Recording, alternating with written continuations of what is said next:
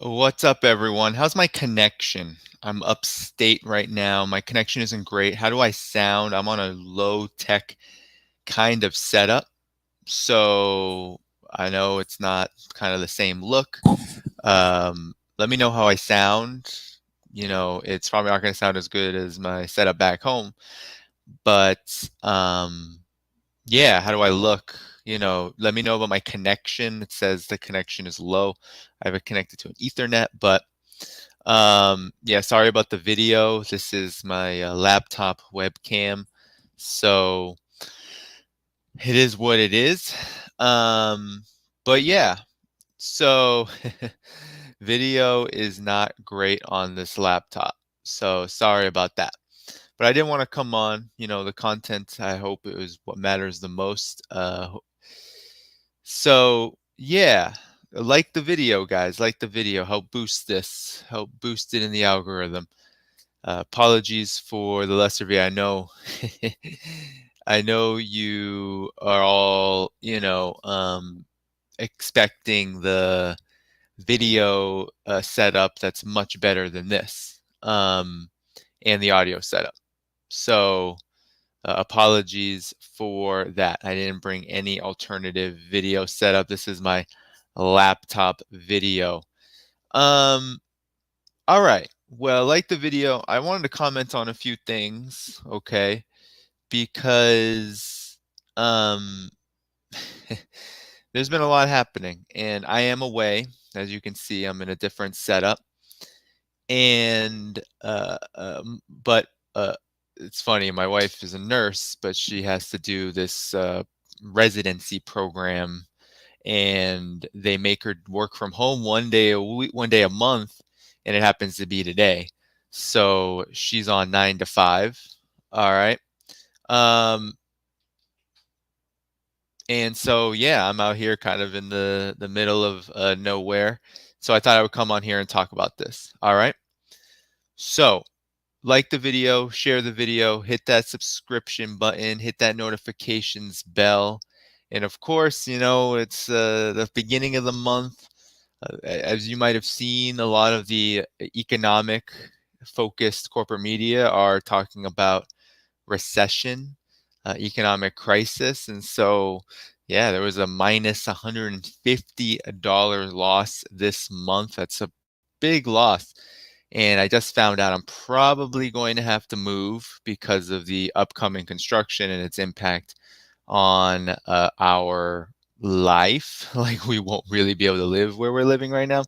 So that's coming up. So any assistance, any subscriptions to Patreon are very much appreciated. You can find that in the link in the description, and you can find other ways to support me in the description of this video as well. So, yeah, I mean, I wanted to comment on something with all of you that I think might interest you, okay? So I'm just going to say hello to everyone in the chat, give some people time. But the first topic, we're going to talk about this question of whether Putin is a progressive or not. It sounds like a ridiculous question, but people have a lot of strong opinions on it. And I want to show you one in particular that I think is very interesting, okay? So hey, Krona, hi, Kenneth. Hello, Loa, good to see you. Hello, Dana. Hi, Kusatare. Hi, Ahmed. Hi, Ben. Hello, Big Teal. Welcome to all the moderators as well. Hello, Pen. So yeah, hello, Raul. Hello, Jax. The video is horrible. Not up to its standards, yes. Hello, Holly. Good to see you. Good to see you, Alex. Good to see you, Phil. Good to see you, Assie. Glad to be here as well. Assie Von Cheeks. That's a good one. That's a real good one. All right, everyone. So yeah, keep sharing, keep liking the video, of course. Hello, Shaniqua. Hello. Yeah, lots to comment on. Lots to comment on. Alex says his partner screams, "Hey, Danny," from the bathroom. Hello, hello from the bathroom. And let's see. Is the connection poor? Um, because it's saying it's poor on StreamYard. Um, and I am plugged into Ethernet. It's just that the internet up here is not great. The internet here is not great. So let me know if there's any skipping, anything like that that affects the content. The video, I don't think I'm going to be able to fix. So, but I do have the Ethernet plugged in for some reason. That's not good enough for some reason. Something we may have to update out here. For context, this is my wife's parents' cabin, a part of a co-op, this communist bungalow, and let's just say the internet out here, what they all agreed upon, everyone that lives in this property, they didn't get the most. Everyone shares it. They didn't get the strongest connection. And I don't even know. How internet corporations are. They all suck. Um, so okay, let's talk about something. Okay, I want to talk to you about this question of whether Putin is a progressive. Weird question, right? So I posted a tweet a couple of days ago. Um, I posted a tweet the end of August that I want to show you.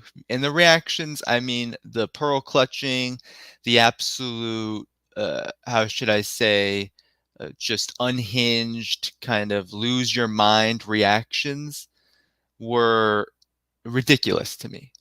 But I think it's important to go over this because I want to go over my position on this issue, because I think there's a lot of misunderstanding. There's a lot of ultra leftism out here, and there's not a lot of attention to what is most important, and especially around this word progressive.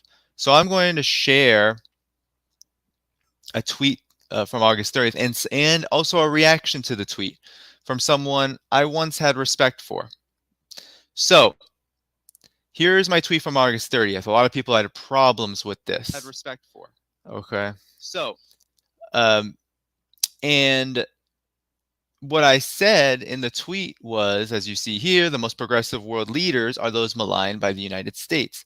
Xi Jinping, Daniel Ortega, these include. Now, maybe if I had more space and I wanted to do a thread, which I really didn't want to do, I would have said these these include but is not exclusive, because this is not all of the leaders, I think, play a progressive role in the world. But I said they include Xi Jinping, Daniel Ortega, Nicolas Maduro, Bashar al-Assad, and Vladimir Putin, which I think is the one that has gotten the most backlash. And I think I can understand why, because of the Russia-Ukraine situation. I said each is standing up heroically to U.S. imperialism and promoting a vision of true independence from it. That's a pretty simple point, I believe. I don't think that that's controversial. But of course, whenever you put the names of these kind of leaders all in one tweet, it brings out basically all the anti-communists, all of the unhinged liberals and neoliberals and neocons, and all of the various ways in which these bourgeois reactionary ideological frameworks come together, stand apart, all at the same time. But, you know, I think it's important for me to share what I mean by this. But first, before I do that, I want to do so in the context of a response to me that I found very troubling. So I'm just going to scroll down on my own Twitter. Here it is. So Stephen Gowens is someone that I had once a lot of respect for. And given that his breadth of work actually is really great, I've read a lot of his books. I've read his book on Israel, a beachhead in the Middle East, of the United States. I've read his book on Israel. I've read his book on Syria. I've read most of his articles that he's published up until February 2022. But something has happened since the Russia military operation, the Russia-led military operation in Ukraine, right? A lot has happened since then. And we've talked about this before, how a lot of people who consider themselves left of the Democrats or left of liberal or don't consider themselves liberal at all, consider themselves socialist, communist, anti-imperialist, a lot of them lost their minds during this period. A lot of them became very confused and really have shown their true colors. So for me, I've enjoyed his work. I think his work on imperialism in terms of what he's written in his books, very valuable. So I'm not going to say don't read those books, because actually they reflect a lot differently, a lot different politics than you see here. Because what you see here is him equating my position as being akin to apologizing for fascism, because I'm calling, and you'll see in the thread that he makes, he's talking about Putin in almost specifically, where he says that, oh, he just copies my tweet as if I'm in 1941 and that I would have for Tojo and Mussolini and Hitler, that I would have, right? And this is a very liberal, anti-communist talking point, that, okay, all these leaders, they are equal to fascists. It doesn't matter if they call themselves socialists. It doesn't matter if they stand against the United States. They're still fascists. And so in the next tweet, he tries to say, it's not like, I'm not trying to liken Xi to Hitler, but to illustrate this facile character, the facile character of my view, of Dhaiphong's view. Opposition to U.S. imperialism does not by itself make one progressive. Otherwise, Hitler, Mussolini, and Tojo. So he thinks, this is what's so funny. Who has this analysis? I really want to question anyone, including Stephen Gowens, who has an analysis of fascism, especially Nazism, Mussolini, Hitler, as being opposed to imperialism. That's a very strange position. They were not opposed to imperialism. What imperialism?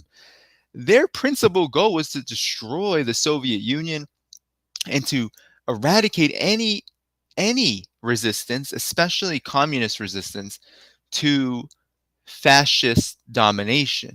And fascism being really unhinged, unmitigated capitalist expansionism. That's what fascism is. It's all of the guardrails are down, and any alternative to capitalism is smoked out.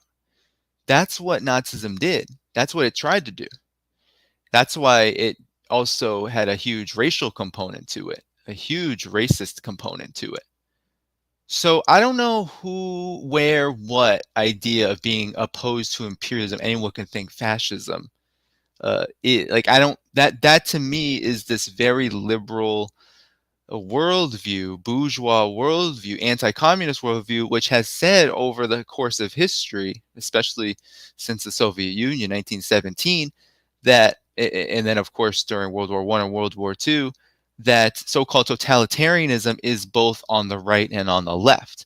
That's what Red Scare fear-mongers, these anti-communist McCarthyists, that's what they've done. That's how they've justified anti-communism, really, that it's akin to fascism. But that's not, there's no factual relation between the two. Absolutely none. So even though he says, oh, well, I'm not trying to do this, he's actually doing it and trying to walk it back in some degree. But then he says all this weird stuff about being an anti-imperialist as a person who eats fish and chicken, not beef, or is a vegetarian, like all this nonsense, right? He's just going after people. He's done this with Carlos Martinez, friend of the show. I've had him on, co-editor, Friends of Socialist China. He's going after Jay Therapal, who's another anti-imperialist. And, we don't all agree on everything all the time. I mean, Carlos and I are very close politically. We work together, but, not all of us agree on everything all the time. However, it seems that because we've taken a staunch anti-imperialist worldview, especially on this question of Russia, especially on this question of Putin, and especially on this question of how the world situation relates to Russia's current position and leadership, that we are kind of ripe for the targeting. So I want to address exactly why this is just completely and utterly ridiculous, why this is reactionary, and why Putin does occupy a progressive position in the world. All right. So here's the deal. Many leftists in the United States, or people who call themselves the left, they think of progressive as Democrat, or they think of progressive as reform, domestic economic reform, social democracy, right? Bernie Sanders, AOC. That's how most people view the term progressive. And if there are people to the left of that that use the word progressive, oftentimes they're talking about a kind of overall political orientation to the left of the Democratic Party, even to the left of the squad, Bernie Sanders, etc., social democracy, even in Europe, right? So we could even extend it there. That maybe to the left of even that, right? Maybe progressive is even anti-imperialist. But the very dominant strain of what people view as progressive is mainly liberal, okay? But the way I'm using it here is not liberal, okay? And I'll just go back to my tweet on this matter.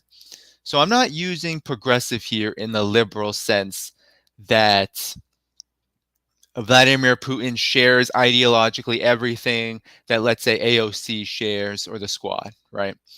I don't think that they have the same positions maybe on certain social issues, right? LGBTQ rights, etc. I think it's well overblown. I don't think that it is so simple, the position that we've heard around LGBTQ rights in Russia. I think that there is a large element of foreign interference, of imperialist interference with these neoliberal kind of co-opted ideas, these kind of color revolutionary ideas that fuel color revolutions. I think that's a very real problem and really informs the overall position of the Russian government at this time toward things like LGBTQ rights. But nonetheless, I don't think AOC or Bernie Sanders would have the same position as Vladimir Putin. But does that make Vladimir Putin as an individual not a progressive force in the world? I don't think that's accurate. I think that there's another understanding of progressive that we have to kind of de-individualize, because oftentimes we think about leaders as just individuals, right? And of course they are. That's objective. They are one person. They live and they breathe, and there's a physiological basis to that. But they are products of history, products of a moment, products of class struggle, products of geopolitical interests, of development, right? That Vladimir Putin is part of what I would call an epical shift in geopolitics. And him as an individual has played a relatively progressive role in this epical shift. And what I mean by this epical shift is a multipolar world. Vladimir Putin is a leader in this multipolar world. So if we use the word progressive as meaning innovative, creating change, and creating change in the correct direction, we have to say that Putin is in fact doing that. Now, of course, there's going to be a lot of debate around, okay, well, Vladimir Putin also sanctioned and spurred and put on this invasion of Ukraine. That's what a lot of detractors will say. And then, of course, we will go back, and how we answer that is saying, well, this conflict is not as simple as you make it out to be. It's not just a matter of Russia and Vladimir Putin being some kind of evil force that wants to destroy Ukraine without any kind of rhyme or reason, that it just wants expansion for expansion's sake. It has the same aims as US imperialism. It wants to loot Ukraine. It wants to take over Ukraine, etc. All of that is folly and nonsense, right? The context, the real context here is that Ukraine is being used as a pawn for US aggression toward Russia, real imperialist aggression, US NATO aggression toward Russia. Ukraine is a chip. It is a potential NATO country. It is really a de facto NATO country. And since the coup in 2014, and even arguably before then, Ukraine was being used as a kind of hub of some of the most right-wing fascistic nationalism to create this very situation, this very buildup toward conflict, to create a real hostile situation on Russia's border in East Ukraine.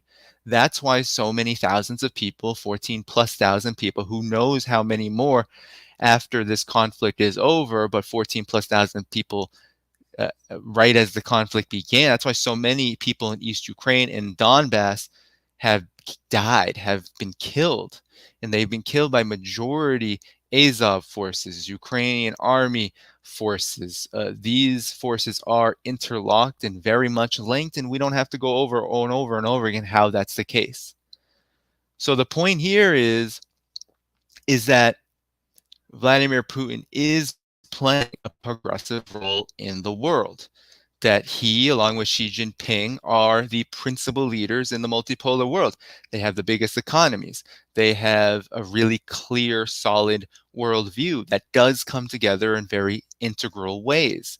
This move toward integration, toward economic integration, toward a military alliance, toward an alliance that counters color revolutions, that undermines US sanctions, that works with and aids countries that are under siege by US imperialism. Russia and China are doing that.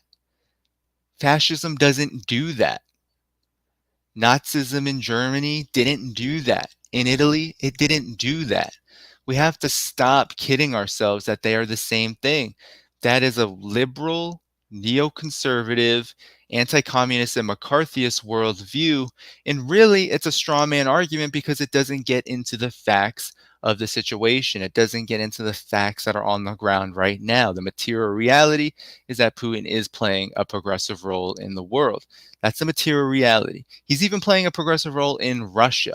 You may not like some of his politics. I certainly wouldn't say I agree with 100% of things that Vladimir Putin believes in or that the United Russia Party believes in. It is not a left-wing party, but there is a left-wing party, the Communist Party of the Russian Federation, which has more seats in the Duma than it had at any point after 1991, and that has happened because of the reforms made during Vladimir Putin's rule, during his leadership since the year 2000. So now the communists have something, what is it? It's somewhere around 20, 30% in the Duma. It's the second largest party in Russia. So it does, for all of the ideas of Putin being this right-wing fascist authoritarian dictator, which is what the United States likes to pin him as, there have been a lot of progressive changes even in Russia. Life expectancy in Russia declined in 1991 to 1999 for men by an astronomical amount. We're talking about the life expectancy for men going below the age of 60. And this is after the Soviet Union had built up life expectancy to the high 60s, which at that time was pretty high, but it had declined more than 15 years. I mean, that is a disaster. Shock therapy was a disaster, which happened under the Clinton-backed Yeltsin regime. Vladimir Putin has reversed a lot of that. And now I'm not going to say that Vladimir Putin has done and the United Russia Party has completely healed all wounds. There's still a lot of contradictions. There's still a lot of economic reform that needs to happen. But nonetheless, we've seen even during this conflict that Russia has been able to restructure, has been able to orient its economy, nationalize resources, and keep its money, its monetary policy very sound in order to counter the ill effects of sanctions, which does and has preserved the livelihood of how many millions of Russian people while they are under siege. I mean, the sanctions put on Russia, if it were under a neoliberal situation, if this were the Yeltsin period, we would have had shock therapy 2.0. We would have had Russian people starving because that's what sanctions do. Sanctions starve. But because of Russia's political leadership and its unique position in the world, it has been able to prevent that. So how is that not progressive, right? Progressive doesn't just mean that they share all of your left ideas. And honestly, Vladimir Putin shares a lot of the same ideas I have about foreign policy, almost 100%, at least on very key, broad questions when it comes to the role of NATO, when it comes to multipolarity, when it comes to the role of China, when it comes to the solutions to a unipolar world order in decline led by the United States, I tend to agree with Vladimir Putin on all of those things. And I'm not afraid of upholding that. We shouldn't be afraid of upholding that because what's right is right, you know? And it's not even nearly the same as what we would say about, let's say, Donald Trump, who, if he were to espouse, and he has espoused foreign policy positions that even I agree with, I would say Vladimir Putin is at a different level than that he actually occupies an overall global movement, while Donald Trump, I would say, is more so taking advantage of, exploiting, and attempting to ride upon that movement. I wouldn't call him part of that movement.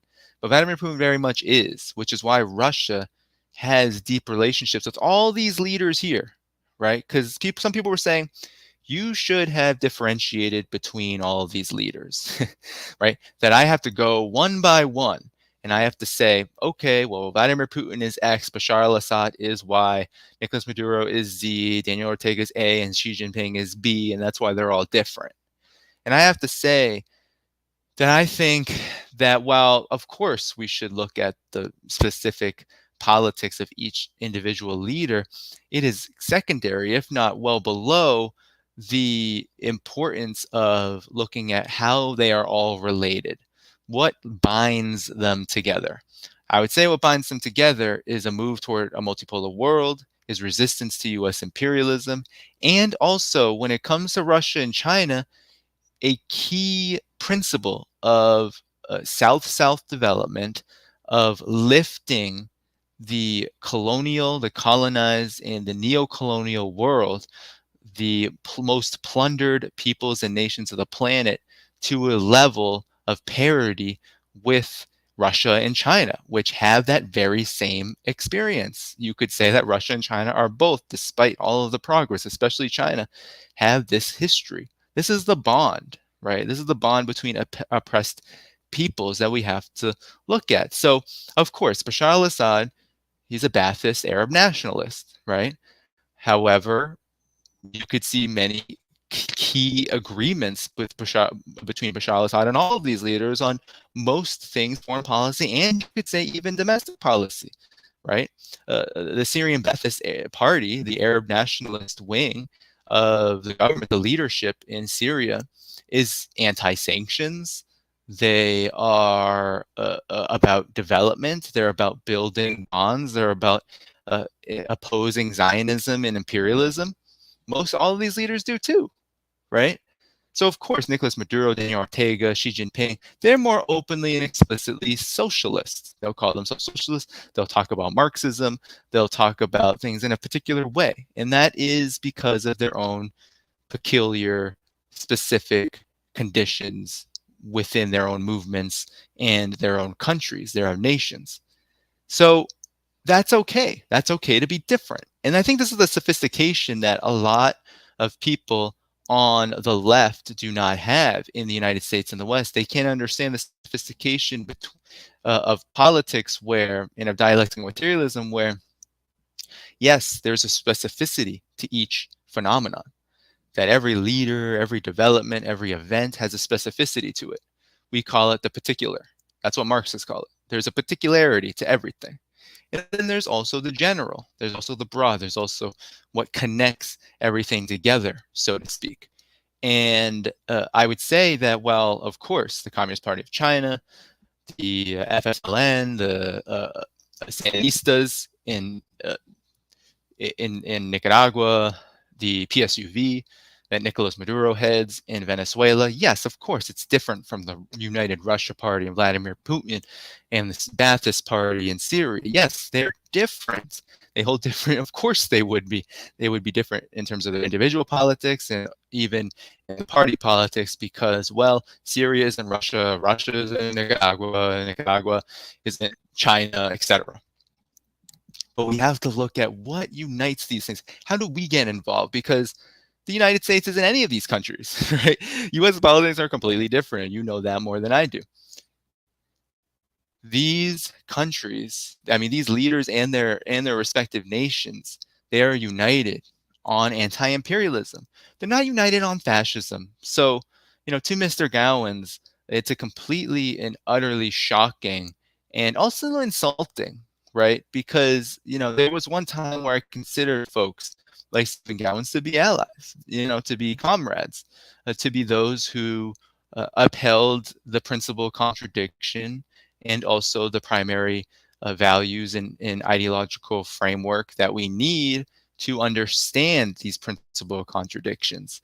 But at this time, it feels like, and this tweet got a whole lot of hate, right? A whole lot of hate just because look, there's a lot of anti-Maduro, anti-Ortega, anti-Xi Jinping, anti-Assad, anti-Putin politics out there. So I wasn't surprised necessarily by that.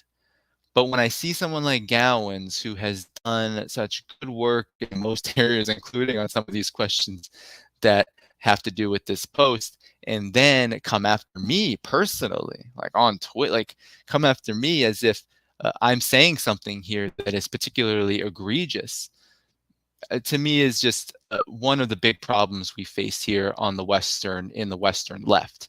We face a big problem of this sectarianism, of this division, and of this inability to acknowledge the reality on the ground. Because I will say it, and this I'll conclude this topic because I don't want to spend so much time on any one topic today. I will say that when I say each is standing up heroically to U.S. imperialism or promoting a true vision of independence from it, I want there to be a real rebuttal. Where's the rebuttal there? Where's the lie? Because for me, as even if I don't agree with Putin on everything, multipolarity, opposing color revolutions, building stronger relations with China and the global South, all of those things lead to a real vision. The Eurasian Economic Union, all of these lead to a real vision of what it means to be independent from U.S. domination and also Western domination. Because at this point, despite Putin's and Russia's and China's too, despite their overtures, their hope to integrate the entire continent, Eurasian continent, with Western Europe too. I mean, that's really the goal here, because it's all about these key connective trade routes. It's all about that, because if you don't have connection in that way, you're not going to be able to keep moving forward economically. That's just the facts. That's the finite rule, right, of any economic development model at this point in history, socialist or capitalist. You have to be able to connect. Capitalism does it through domination, exploitation. Socialism does it with cooperation, but nonetheless, there needs to be connectivity. And so, despite all of that, Russia and China are increasingly aware that Western Europe, is not a reliable friend in that regard. So, with that said, there's been overtures, there's been attempts, and I don't understand how promoting a vision of true independence from U.S. imperialism is not heroic and is somehow false. I would love to hear that rebuttal, and I would love to see the facts behind it. Because to me, saying, oh, Tojo and Hitler and Mussolini are just like Putin, that's not factual. That's just doing what McCarthyists do. And to me, it's just a big lie. So I want to now, shift gears a little bit. So that's that on the Putin issue. All right. So to me, that is why Putin is progressive. It's not because of individual politics on social issues. On that, I think the jury, for me, it's still out, because I think that as an individual, Putin has both shortcomings and has strengths, just like any leader has shortcomings and they have real strengths. And of course, the character of those shortcomings and strengths will depend on who they are. So Biden's shortcomings and strengths are from really an imperialist direction. So both the shortcomings and strengths we're not really going to like, right? But at the same time, with Putin, it's much more complicated, and we can't just put a blanket brush on it, because of the way that the propaganda has worked and because of the way that the world political situation is actually shaping out, right? The materialist basis for why Putin is progressive is not because of his individual thoughts on anything. It's because Russia is being thrust into this leadership position of a multipolar world, with China as really, I think, the undisputed leader in terms of its strength, its socialist base, and its economic development, and also what I think are more consistent principles, right? So, nonetheless, with China, Russia has become a leader in this, and that's what makes it progressive. That's what makes Putin progressive. Not because some right wingers like him, not because it's not because some right wingers like him. It's not because some right wingers have this weird idea that Putin is some kind of pro-Christian, white nationalist, whatever people think about Putin and what the right thinks of him. To me, that is again secondary, because Vladimir Putin doesn't have anything to do with that. That's people reacting to phenomena. That's some people trying to take advantage of this phenomenon, right? They're trying to take advantage of this world moment. And that's not too hard to see. That's not too hard to understand. But we can't understand it if we don't really look into the truth, right? And seek truth from the facts. So I want to move on because there's another story, okay? There's the story of Joe Biden's speech yesterday. So the US is a mess right now. The United States is a catastrophe. So I'm just going to show you all the ways in which the United States is a catastrophe. Not all the ways. How could I? How could I show you all the ways in which the United States is in a complete crisis? But there's two big stories, I think, three really big stories. And maybe I can separate this from the speech. Okay? Three really big stories. And I want to shape it out like this, right? Because I think it's all related. So you had in the last few days the report that life expectancy in the United States has gone down since 2019 by nearly 3 years, 2.7 years.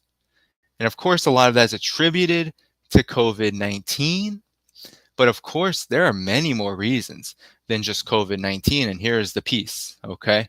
So a historic setback, sharpest in nearly 100 years, with, of course, this is what always happens, Indigenous people, Native American and Alaska Native communities hit particularly hard. So let's just look at the data real quick. An average American can only expect to live until the age of 76. Federal health researchers reported on Wednesday. It represents a loss of almost 3 years since 2019, when Americans could expect to live to almost 79 years. The reduction has been particularly steep for Native Americans and Alaska Natives, where average life expectancy in those groups was shortened by 4 years in 2020 alone. 4 years in 2020 alone. So Indigenous people are getting hit hard. We know that Black people have also been hit hard as well, as you see here. Life expectancy already lower, right? You can see the difference here and the drop. You see this steep drop. I don't know if they're going to give us those numbers, but you can see how steep it is from 2019 till now. So until 2021. So the shortening of lifespan was more pronounced among white Americans than Black Americans, who saw greater reductions in the first year of the pandemic. So here, so they're saying it's steeper from year on year for white people now, actually, but you see but that's misleading. These figures don't necessarily say that. The pandemic has driven most of the decline in life expectancy. A rise in accidental deaths, drug overdoses have also contributed, as did deaths from heart disease, chronic liver disease, and cirrhosis. So even small declines in life expectancy of 1/10 or 2/10 of a year mean that on a population level, a lot more people are dying prematurely than they really should be. And this signals a huge impact on the population in terms of mortality. So you saw some of those reasons, right? And I think those are all valid reasons. Disease, the pandemic, those are all valid reasons for why life expectancy would decline so sharply. Yeah, that makes sense, right? Well, there's also something that is being completely and there's some people say, listen to the chat. I'm going to get to it, okay? I'm going to get to it at the end. I'm going to try to keep this all to about an hour of me talking. But I wanted to just say that there's many more things causing this loss of life expectancy in the United States. It's not just COVID-19, which is a hugely important thing. Of course, lots of people died. People continue to die. And of course, disease is rampant in this country for many different reasons. But the New York Times, not really into those reasons, right? Doesn't really want to go into what these reasons are. There's really, the corporate factory food, there's so many different things. There's such an unhealthy lifestyle in the United States, but there's a big foundational factor to this, and that is the economic crisis. So you've been hearing probably that there's an economic crisis afoot in the United States, or it's coming, or maybe it's here, maybe it's not. You'll see Goldman Sachs and you'll see all these financiers saying maybe it is, maybe it isn't, it's here, no, it's not. There's an economic crisis afoot. And I would argue that there's been an economic crisis stagnant and in place since 2007, 2008 that never led to a recovery period. So really all we've had is economic crisis, stagnation on top of crisis, where I think that this is what it looks like for people, right? Which you see these step downs, that's where the bumps are. But then there's the stagnation, then there's the bump, right? And that's the boom bust cycle under neoliberalism is a line of standard of living going downward with these crisis moments in the capitalist system, which really take the floor out for millions upon millions of people, as these same millions of people, if not more, had already been struggling. So I want to give you a little bit of a taste about what that is, okay? What that struggle is. We have something we call toxic stress in social work and psychology. We have this concept of toxic stress. So under capitalism, under the exploitation of the economic system, if you are being pummeled economically, if you are having a difficult time meeting your needs, if you are constantly, maybe for example, like myself, having to move every single year you live as an adult, if you have to do that, if you are constantly in a state of instability because of housing, healthcare, education, employment, what have you, then you are going to experience toxic stress, and that's going to have a huge impact on your health and on your ability to live. People often look at addiction, look at these kind of maladies, mental illness, as somehow detached from the economic realm, when nothing could be further from the truth. So if people are dying prematurely, you better believe that things like this, the idea that nearly 4 million people are about to be evicted in the next 2 months in this country, September and October, we're going to expect 3.6 million eviction cases being filed that are about to be settled in some way.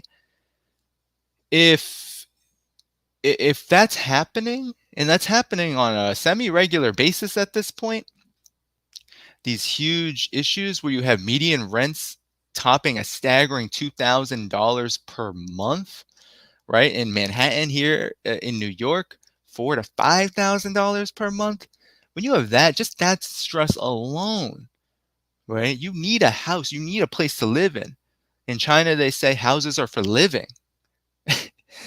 In the United States, housing is for speculation. And this causes, right, an increase of 25%. This causes such incredible stress. Look at this, an increase of 25% since the pandemic of rent, and 15% in just the last 12 months, according to Zillow. Nearly half of renters have been hit by rent hikes. This is going to be me too. That's why he's saying Patreon is a huge hit. $150 a month loss is a huge hit, because I'm going to have to move soon, because my apartment is really going to be unlivable because of construction. And I'm going to have to pay increased rent. There's nowhere else where the rent I was paying is going to be true. I'm going to be paying $300-$400 more per month. That's just how it is. That's toxic stress. This is just one thing. Despite the fact that nearly 1 in 10 homes are vacant, there's about 16 million, I believe, vacant properties. So I just want to show you that as just one example of what could be causing toxic stress.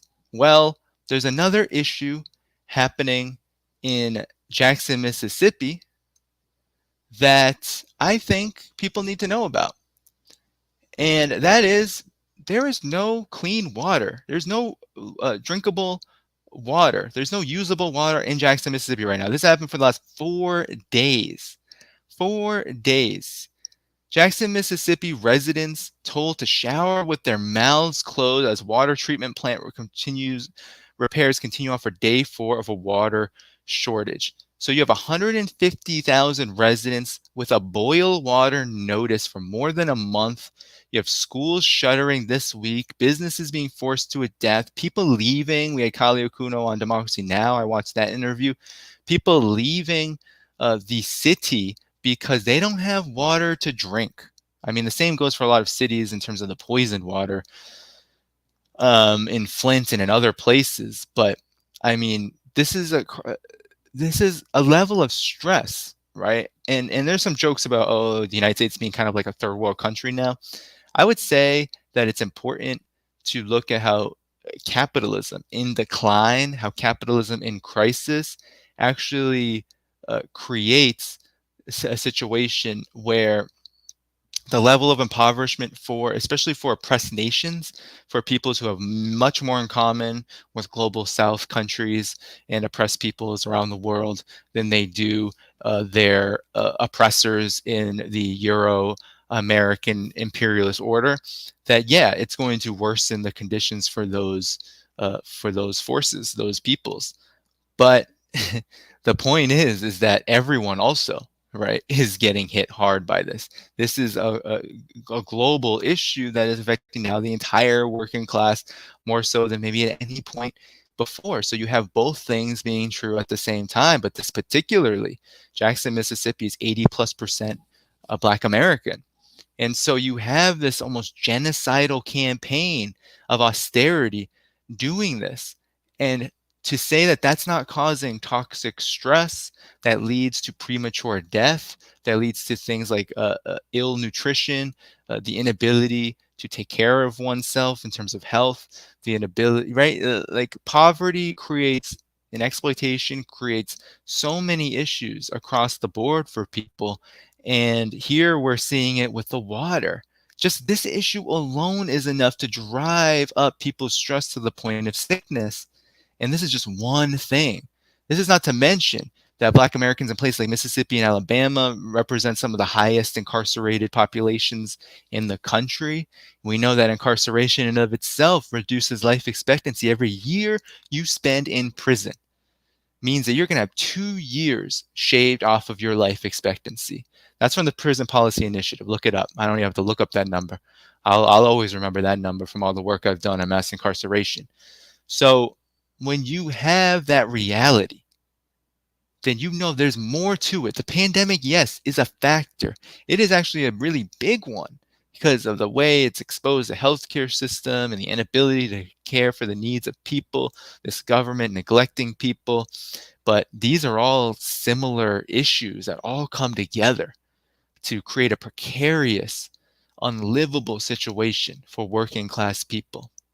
And who is the president of the United States leading and facilitating now all of this? It's Democratic Party President Joe Biden, the so-called party of the working class, the so-called party of democracy, right? That's who's leading it. And I think it's really important to see all of that together to get an understanding of why life expectancy is decreasing in this country. So last 2 things I want to comment on before I get to the chat is this. So let's talk about this speech that Joe Biden gave because it's all related. Joe Biden last night didn't mention, I didn't watch the thing. You couldn't pay me to watch Joe Biden anymore. I will not. I think I watched his first State of the Union address. Never again will I watch Joe Biden give a speech. I'll just take a little hint at the transcript, read it over for 2 minutes and see, oh yeah, that's a bunch of focus group, speech writer produced absolute political propaganda. And this was no different. So as people are drinking poisoned water in Flint and Jackson and undrinkable water in Flint and Jackson, as people are, millions of people face eviction, as hundreds of people continue to die of COVID, as wages continue to decline and cost of living continues to increase and rents continue to skyrocket and there's millions threatened with homelessness. What is Joe Biden talking about? What do you think Joe Biden is talking about? Joe Biden is talking about Donald Trump. Joe Biden made a whole speech last night about Donald J. Trump. I'm not going to read this whole thing to you, but last night in Philadelphia, these were his remarks to battle for the soul of the nation, this American exceptionalist trash, this garbage, the soul of the nation. How many times is he? You even have the corporate media saying, did you expect anything different? He's only been saying he's going to restore the soul of a nation 100,000 different times. This Joe Biden, the president of the United States, with what is racking the world and the United States, what's hurting people in the United States and what's happening around the world, this is what he focused on. He focused on Donald Trump. Let me zoom in a little bit because I'm just going to show you what he's talking about the Constitution and we the people, and he's talking about we must never forget about the American experiment, how great it is, how American exceptionalism in the United States is great. Oh yeah, that slavery thing happened. Oh yeah, that colonialism thing happened. Oh yeah, this country was really only for white capitalist men for the first 250 years of existence. Oh yeah, whatever. So here we go. He's talking about Donald Trump and MAGA Republicans. His whole speech was about Donald Trump and MAGA Republicans. This was a campaign speech for the midterm elections. That's what this was. It wasn't important. It wasn't about what are affecting people. It wasn't about a leader showing that he has his ear on the ground and that he's going to resolve the problems that most affect people. Oh, absolutely not. This is about MAGA Republicans and Donald Trump. And then he says, not every Republican or even the majority are MAGA Republicans. Really? Because it seems to me that Donald Trump and his faction of the GOP have a pretty solid hold of that thing, guy. I don't know. You might want to relook at that. You might want to reassess that conclusion. Not every Republican embraces extreme ideology because he's able to work with them, he says. I'm a Republican too, right? This is Joe Biden. Joe Biden is a neocon. He is essentially a Republican. What a lot of Democrats are essentially at this point are Republicans. But this is what he was talking about, guys. I'm an American president for all of America, not just red or blue. My view is that MAGA Republicans do not respect the Constitution. They don't believe in the rule of law. They're determined to bring this country backwards, right? So he's talking about the right to vote and contraception. And this is all the meanwhile that the Democrats aren't doing jack squat to really protect things like abortion and privacy, right? They talk about authoritarian leaders and all this stuff. And then, of course, January 6th. This is really all about January 6th. Continue to bat people over the head with, hey, January 6th happened. We're not a democracy anymore. January 6th happened. Our democracy is under threat. That's what Joe Biden, it's all fear mongering for electoral purposes. It's to put up Donald Trump and MAGA as the principal threat to quote unquote American democracy, something that doesn't exist. And I don't even have to go over this speech because it's, again, it's all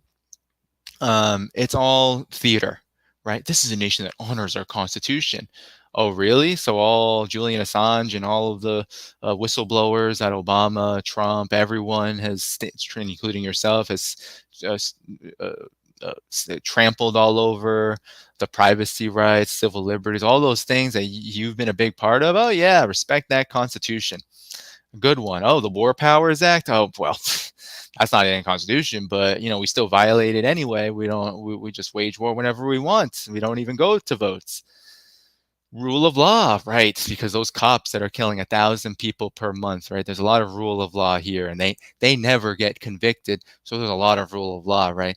I guess the law is that cops are allowed to kill people as long as they are protecting private property and rich people. Sure, there's a lot of rule of law. I agree with you, Joe Biden. Rejects violence as a political tool. We do not encourage violence. So the United States doesn't encourage violence, but it's bombing 7 countries. It's sending $60 billion in military aid to Ukraine, which is almost all weapons. It's sending another $1.1 billion in weapons to Taiwan. The United States leads the world in weapons manufacturing, the biggest military budget, bigger than the next 9-10 countries. The United States is spending $800 billion on its militaries that we know of, and trillions more that we don't know of annually. So, I guess that means that the United States is not about violence, right? It just doesn't distribute all those guns. It doesn't produce all those guns. It doesn't distribute them and sell them. It doesn't have cops that kill people all the time. It doesn't have movies that glorify war and CIA operations. And it doesn't have any of that, right? The United States is not about violence, guys. You didn't know that violence isn't a political tool? That, just because tens of thousands of Venezuelans and Koreans and Nicaraguans and others, Iranians, just because they die of U.S. sanctions, economic sanctions, we don't encourage any violence, right? No violence there.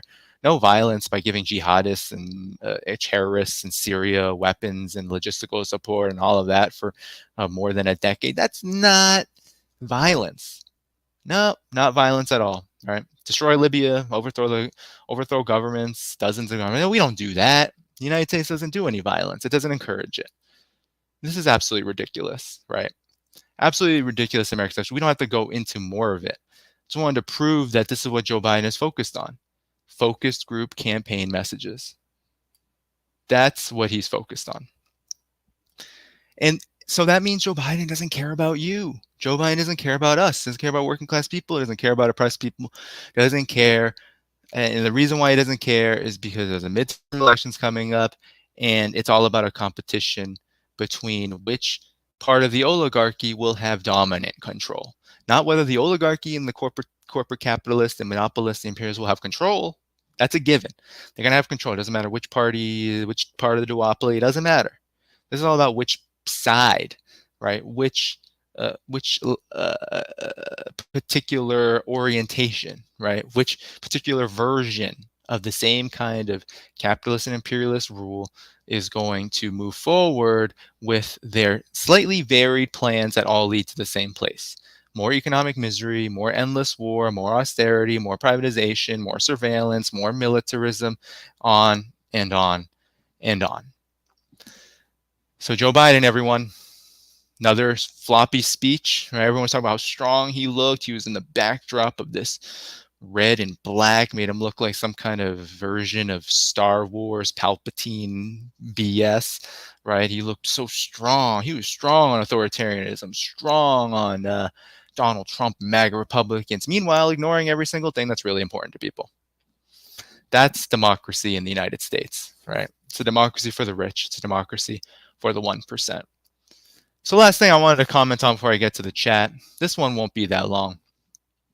I've talked about Jay-Z in the past. Jay-Z is here's the deal about Jay-Z for me. Jay-Z is an incredible rapper, incredible hip-hop artist. I've been listening to hip-hop for years and years and years. I love Reasonable Doubt. Now, you could say, Danny, that's hypocritical. Do you know what he says on Reasonable Doubt? Do you know that? Yes, I know, everyone. I'm not a purist with my music. I'm sorry to tell you, but Reasonable Doubt is an incredible album. Blueprint's an incredible album. Jay-Z has some incredible music. He does.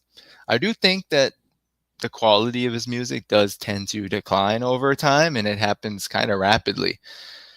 But, and believe me, I did not like 44 4s. I did not like that album. I haven't liked much of his new stuff. But, he is a capitalist and he is an oligarch, and he is what we at Black and Gender Report always talk about, the Black leadership class. That's what he is. And I just want to play you what he said, okay? Because I want to just comment on what this all means, all right? And it'll just be for a few minutes. This one won't be a long segment. So I want to show you what he had said, all right? So this is what he said in a Twitter space, all right? I'm going to play it for you. Yeah, we're not going to stop. The hip hop is young. We still growing, and we're not falling for that technology, whatever, the public puts out there now. Before was the American dream. Pull yourself out of bootstraps. You can make it in all these lies that America told us our whole life. And then when we start getting it, they try to lock us out of it. They started inventing words like, capitalist and, things like that. I mean, They started inventing words like capitalism. Who's they? I don't know if you saw that hilarious Jamie Foxx impression of Donald Trump where he's like, they tried to give me the virus. And then Jamie Foxx is like, they? Who the hell is that? Who is they inventing the word capitalist to smear people like Jay-Z? Jay-Z has been an absolutely loyal servant of the monopoly capitalist class in the realm of music and everything because, as he said in Diamonds Are Forever, with Kanye, what did he say?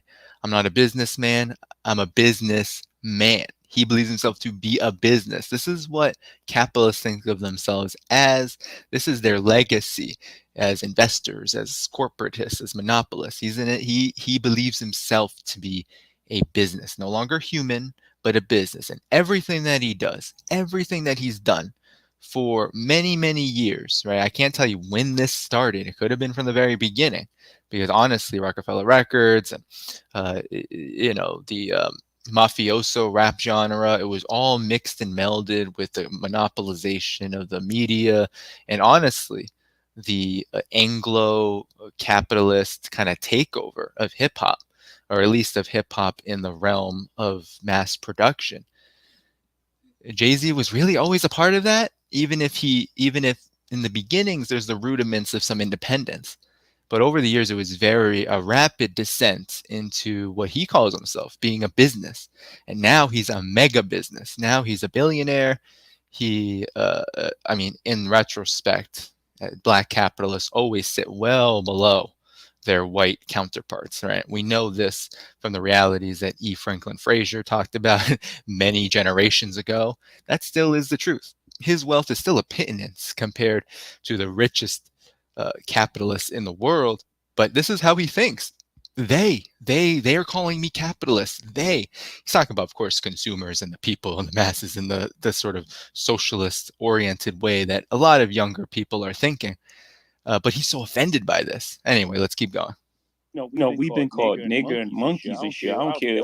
Those words y'all come up with, y'all got to come up with stronger words. When I say y'all, I'm not talking about you. The words they come up with, they got to come up with stronger words. We're not going to stop. We're not going to be tricked out of our position. Y'all locked us out. Y'all created a system that doesn't include us. We said fine. We went our alternate route. We created this music. We did our thing. We hustled. We fucking killed ourselves to get to this space. So he's saying that the same people who are calling him capitalists are also the same people who locked out black people from success under American capitalism. He's saying, you locked us out. You called us these racist names. He is doing what I hate about this co-optation of quote unquote wokeness, right, which black people did come up with, and which, honestly should not be used for some kind of right wing, talking points at all. But when we're talking about identity politics, bourgeois identity politics, this is the cusp of it. The Blackness leadership class is kind of the highest form of this. It's the most relevant form of this, in my opinion, to the working class struggle. When we think about someone like Jay-Z saying that the same people who call him capitalist are the same people locking him out, he's diverting attention from the real enemy. He's diverting the glare because he's with them. He's with the oligarchs. He's with the capitalists. He's with the militarists. He's not going to challenge them. So he's like, oh, no. They call me capitalist, and then they're the same ones, right? They're the same ones who are who have excluded us for centuries and decades. That's him playing Black history, exploiting the history of oppression of Black people historically, currently, in order to deflect attention from the real oppressors, which include Jay-Z, because Jay-Z invests in all of this. Jay-Z invested in Barclays and the Nets, and how that destroyed a lot of Black communities in Brooklyn. He is, a major investor in all of the biggest sweatshop-oriented kind of production, right? He is a big part of the problem, and politically, he is what a lot of people of his kind of position, as he says, are champions of Black capitalism, which really is just ordinary capitalism reformed in order to better suppress the resistance of who really gets the short end of the stick of this system, which is the vast majority, but especially black people. This is what he's saying. It's absolutely ludicrous. It's ridiculous. It's disgusting. It's really trashy. And now it's like eat the rich, and now we're not stopping. So that evolution is from us. Now it's eat the rich, he says. It's eat the rich. It's like we're not stopping. So he's basically saying, now we're doubling down. You excluded us. You forces who said eats the rich. You excluded us, and now we're not stopping. Right? It's ridiculous. We came from selling 7 records and selling records out our trunk. And no radio play. Reasonable Doubt did 36,000 like that. I may be adding a little to it. We come from my first house, 615 Lexington Avenue, my grandmother's house, 7 families, like 7 families, 7 kids. She has 7 kids. My mother, my parents, my siblings lived in that. All right, so you get the picture. I don't want to listen to a whole another minute of him, because this is what the people like him do. They become capitalists, and then they start saying, well, I was working class once, I was poor once, I was oppressed once, and that justifies all that I do. So now you're saying eat the rich, and you're saying, that I'm all bad and I'm the worst, and somehow that justifies everything that I do. Absolutely not, Jay-Z, absolutely not. If you are not standing with the people despite your status and position, then you're going to be part of the problem. That's just how it is. And what's funny about Jay-Z is he occupies a position even beyond what a lot of celebrities, right? Because him and Beyonce, they've created this kind of dynasty, right? Through their willingness to accept what has happened to the music industry, which is complete corporate capture. And so Jay-Z here doesn't really garner any sympathy, because guess what? You are a capitalist, Jay-Z. You are. That's just what you are. You own capital and you exploit others to accumulate it. Ergo, you're a capitalist. And guess what? People want to eat the rich for a reason. They're hungry. People are hungry. People are literally hungry. There's a rampant hunger. There's rampant hunger in the black community. There's rampant hunger among working class people right now. There's rampant homelessness or risk of homelessness. There's rampant police violence and racist police brutality, something that you've exploited for your own gain, and try to act like you are doing something about it, when in reality you're just hobnobbing with the same politicians and political and corporate establishment causing the problem. So Jay-Z doesn't get any sympathy from me, and he shouldn't get any sympathy from anyone, because this guy is not only a billionaire, but he is doing what I think is the most dangerous service to the ruling class. It's one thing for people like Donald Trump, Joe Biden, these forces to tell you to your face and then to just do it, right? What did Joe Biden say? We're going to fund the police. And then he did it. But what Jay-Z does is say, I'm woke, I'm a revolutionary, I know my history, and I'm still going to do what I do, which is exploit, accumulate, exploit and accumulate. And it's okay because I come from that history.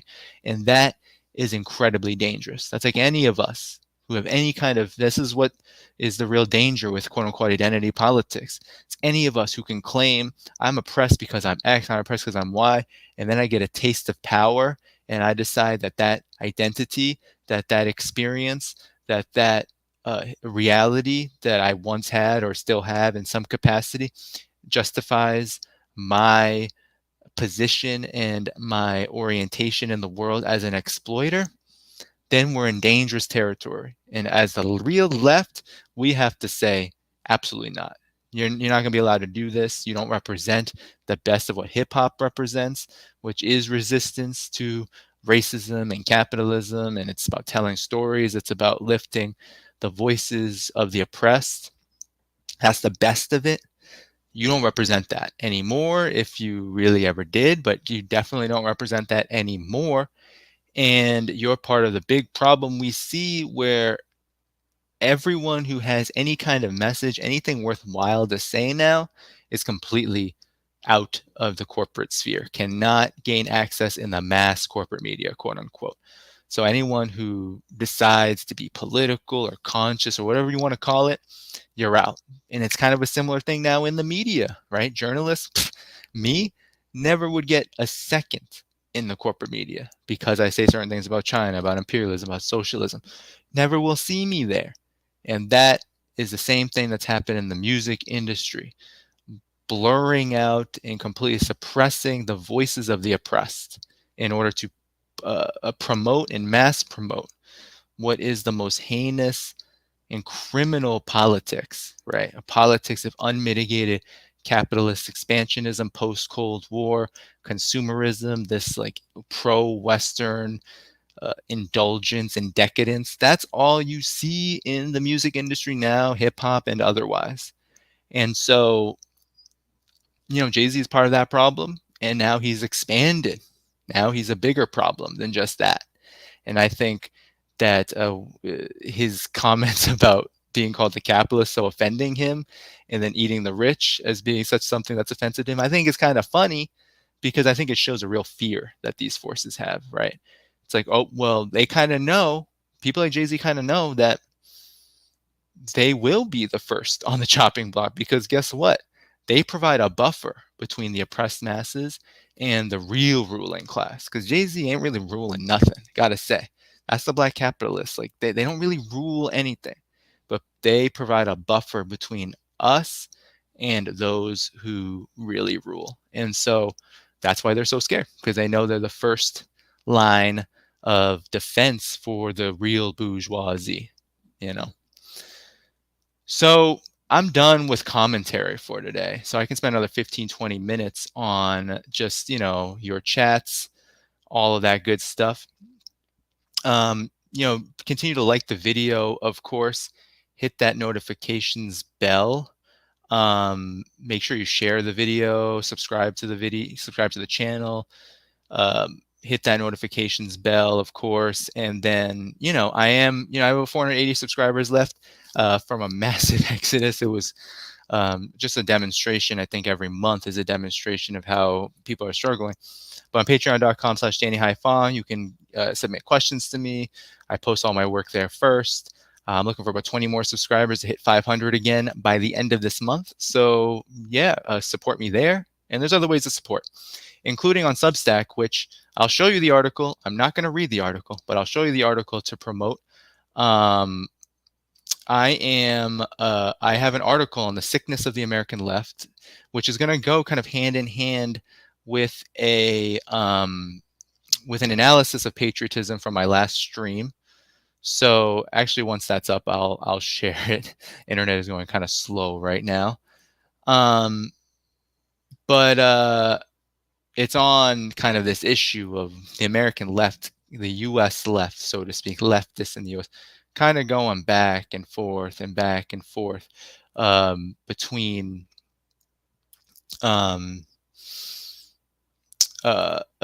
these kind of like liberal ideological distortions of socialism and right wing, just we could call it ultra left and ultra right deviations, rightist and leftist deviations of socialism, right? And so I talk about that. Let me pull it up actually, so you see it. I'll put the link in the chat as well. So subscribe to my, of course, for free. You can subscribe to my Substack, and of course, if you can do a yearly subscription, please do. That also very much helps, and very much helps balance out the Patreon subscriptions. So sickness of the American left and the path to recovery. I said leftists in the U.S. are suffering from a propaganda-induced delirium. Revolutionary discipline can get us through the winter storm. I think they're in the chat, but I have someone really who's doing really, really incredible job helping me with some of these images. So there you see the cover photo for it, where I talk about the right deviations and the left deviations that are being made at the moment. So yeah, go check that out. But with that said, I'm going to put that in the chat so you all can check that out afterward. Now I'm going to go through the chat, all right? Let me go through the chat, see what you guys had to say. I don't see any super chats, But if there's anything here, oh wow, it's a very busy chat today. I'll try to answer anything. There's some people saying I should listen to the chat. I can't both answer the chat and do an analysis. I'm sorry. I know there's gonna be some disagreements, I'm sure, with some of my analysis, especially on the first question. All right. Let me see. Damn. Very busy chat today, guys. I really appreciate it. All right, so let's see. So Putin is interesting. Self-proclaimed social democrat, says he believes communist ideas. Still has Communist Party membership card 25. Yeah, I mean, he does have that history. Many people don't know that. I mean, he was a product of the Soviet Union, right? Even if he wasn't, let's say, the leftist most force. Of course, the Soviet Union, the Communist Party, was very diverse, but can't deny that he was a part of that history and does champion it, even though he said things about Lenin I don't agree with. But at the same time, I do think that his conclusion that the Soviet Union breakup is the biggest catastrophe of really the century is definitely true. So agree progressive almost means nothing. Yes, yes, yes. So Kenneth says, I don't look at Putin, Xi, and Bashar as progressives. I see Maduro and Ortega as progressive leaders. I mean, that's fair. Here's the thing. I mean, I do think Xi Jinping is both socially and economically what we could call progressive. We want to look at our terms. I do think, I do think that that's the case, Now, with Bashar al-Assad and Vladimir Putin, I think different historical contexts, different societies, different things to manage. But I do think overall, the trajectory of both Russia and Syria has gone in a good direction in terms of most and many things, right? I think the status of women, especially in Syria, has been elevated well higher than most countries in that region. To be honest, right? I mean, I've met many Syrians who were opposed to U.S. aggression, and that's what they would say, that if you look at Syria's attention to the condition of women and minorities, etc., it's by far more progressive than, let's say, the monarchies that the U.S. supports, for example. So I think all of this is contextual. So anyway, there's a lot to talk about with that. So yeah, sometimes you have to bring fire to liberal reactionaries because there's a lot of it going around. I mean, I really despise it the most, right? Because I think that it's so dangerous to call people like Nicolas Maduro, Putin, Xi Jinping fascists in this time where there's real imperialist aggression toward them and their countries. Like today, Cristina Fernandez de Kirchner almost got assassinated, right? In 2019, Nicolas Maduro almost got assassinated. These are real. I mean, 2020, there was or 2019, there was a coup against Evo Morales. He almost got assassinated. This is real life, this is real life. Lois Socialisti says, quoting George Jackson to Stephen Gowens, your opinion doesn't matter. I would agree with that. Opinions don't matter when reality is what is speaking, right? It's reality that's speaking the truth. I'm just a messenger. I'm not here. And this is not me like saying, oh, I'm interpreting this. This is what's happening. And this is the changes that are happening worldwide, guys. This isn't me saying Putin thinks this in his head and that makes him a progressive. No, this is me saying that Putin occupies a certain position in the world and has played a part in that, which needs to be paid attention to. Lisa says he's definitely anti-imperialist, which is super necessary. Yes, Putin is definitely anti-imperialist. So I don't see many questions here. There's a lot of debate in the chat. So yeah, I mean, there's a lot of commentary on the anyone hurt by Putin and Xi is an enemy of the people. Yeah, I wouldn't, butthurt is a strong term, but yeah, Um, oops, sorry. So it says playing a progressive role by falling into it is not the same as being a progressive IMO. No heroes, no gods. Yeah, I mean, I would agree with that too. Like, this is, I think that there's two parts to this. I think there's a subjective element. I think that leaders do play a role. I think that revolutions have been led by very capable, strong, very courageous and brave. I think of Fidel Castro. I think of Mao Zedong. I think of people like that, and I say they had leadership qualities that need to be acknowledged. But at the same time, they would probably say, just like anyone, just like most communists say, is that they weren't produced by nothing, that they didn't just come out as some kind of egoistic force and said, yeah, I'm pulling everyone up with me. No, they would say that they're a product of the upheaval, of the revolutionary struggle, of the class struggle, of the historical moment. They were fulfilling a destiny, really. They were fulfilling an objective that they were thrust into. And so I think it's really important to not make people out. And that's what happens with Putin. That's what happens with all these leaders, Maduro and Putin and Xi and Ortega. They're all made out to be like these evil individuals who are just kind of pulling levers and strings and, guillotines and all this stuff, right? And labor camps and all this nonsense. They're these like ultimate villains from the worst movies that we've ever saw in our childhoods. And the reality of it is that they're people who are thrust forward into a leadership position. That's materialist dialectics, right? They are thrust forward by historical precedents, by the class struggle, and by the people struggling together.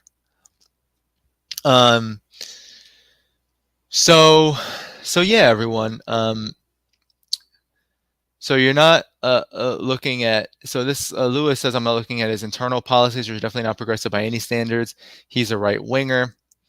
Well, I mean, on the one hand, Putin certainly is not like making huge waves, right? He's not creating some kind of, social democratic, like,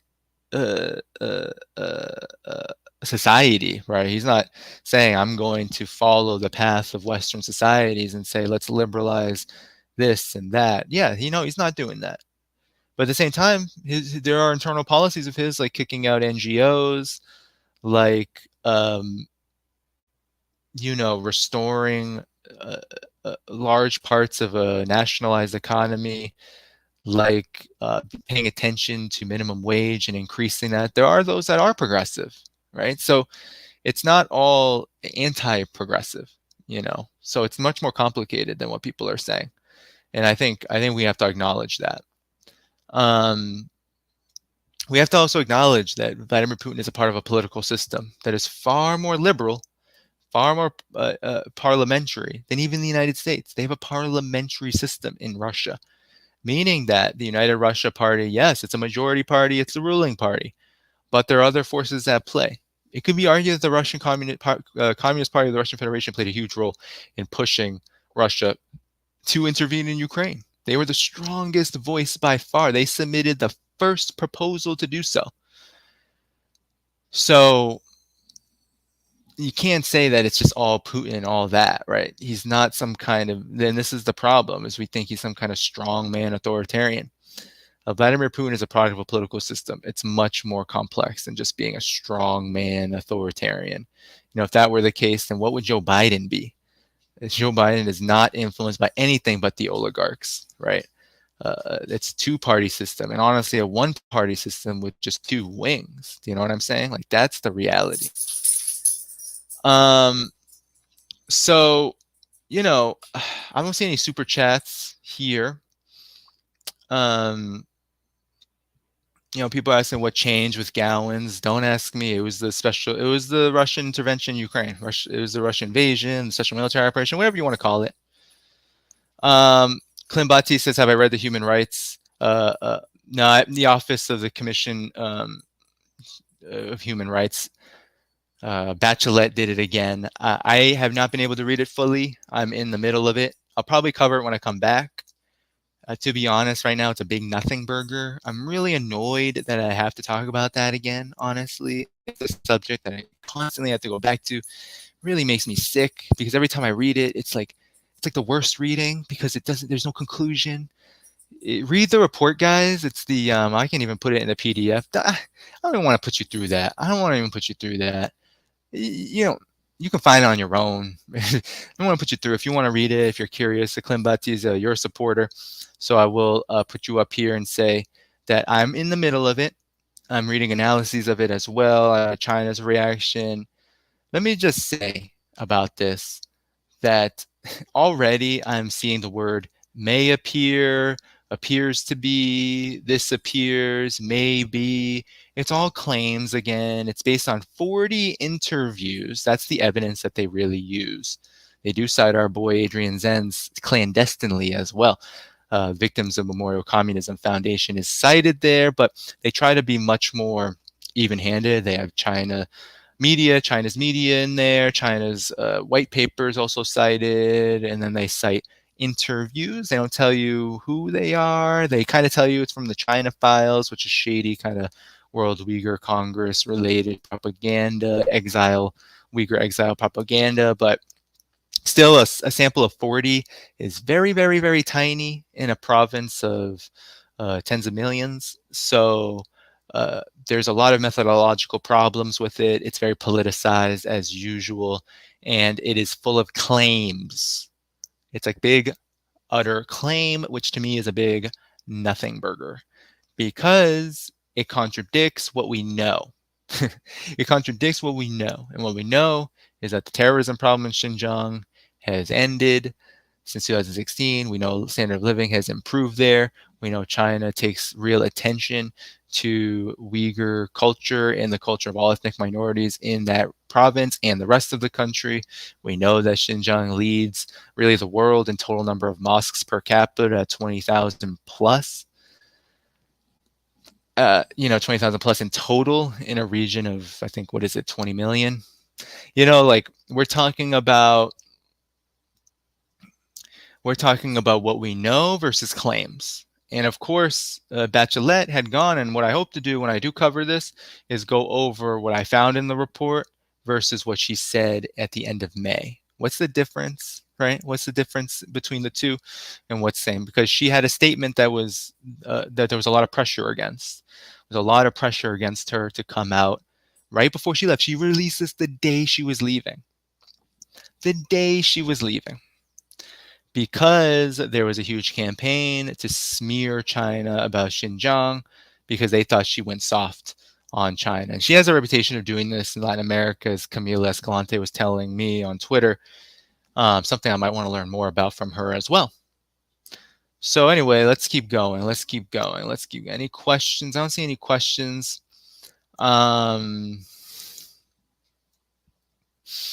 So let's see. I don't see any questions. So the UN report that was recently released, there was a prior, I think it's different. It wasn't from the commission, the Office of the Commission for Human Rights at the UN.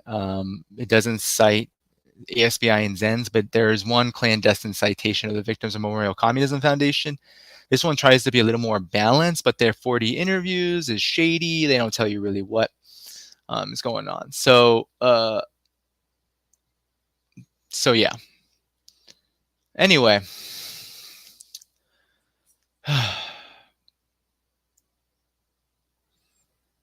Let's see. All right, I don't see any super chats. Don't see any real questions. Thanks, Texas AJP. Appreciate that. I may come on call-in, for about maybe 30 minutes. If you guys are so obliged. Where's my phone so I can set that up? Because I can hear from you. I'll be on for more than 30 minutes. My phone isn't here. So let's do that. Let me make this up, okay?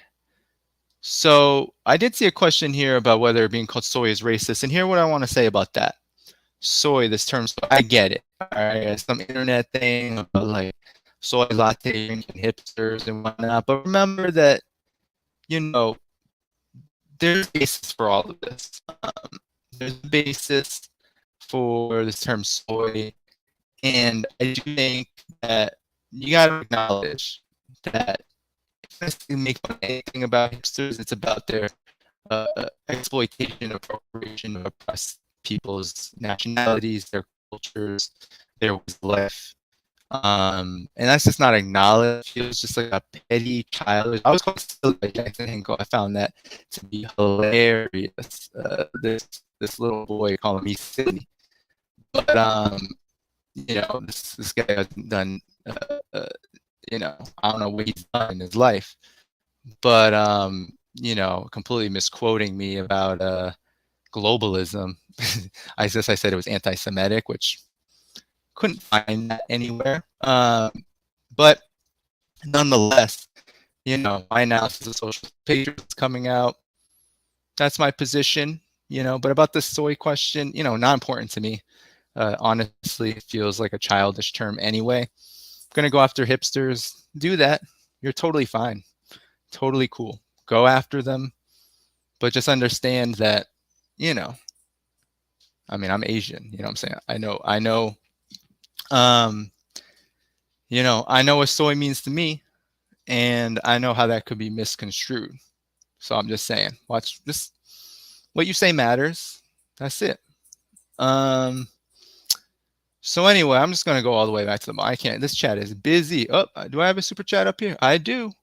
Thank you for the super sticker, Flu. Appreciate it.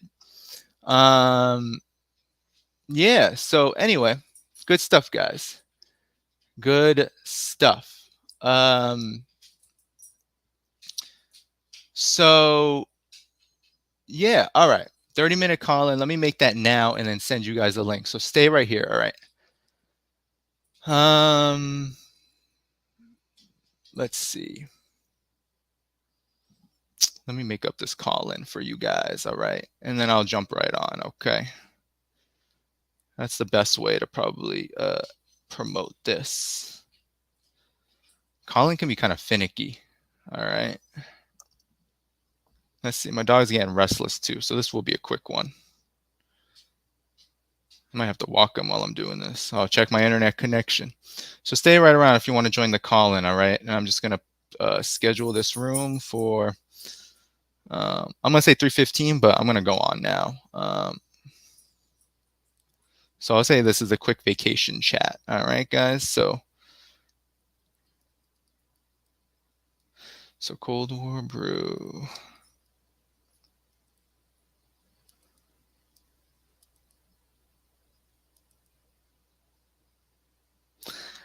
All right, let me just schedule this with all of you here. All right, let's see, 3:15. And then I'll put the link in the chat here, all right?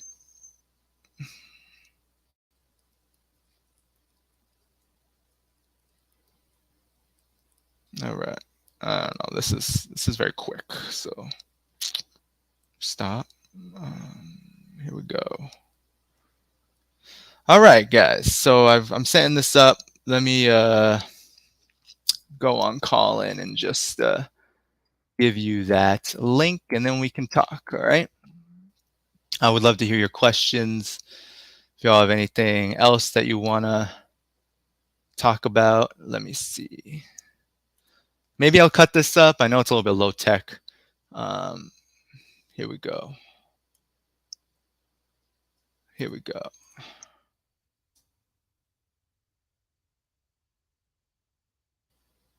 All right. So if you want to join me, I know Ben Norton's live too, so I know some of you guys really like Ben. So all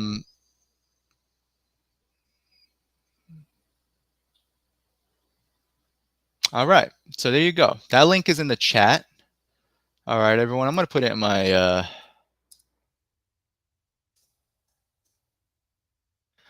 my Telegram as well. You all follow my Telegram? I hope you do. Make sure that you're on there as well. I can just post a link here. But yeah, of course, if you subscribe to my Patreon, do so. Patreon.com/DannyDhaiphong. Definitely look into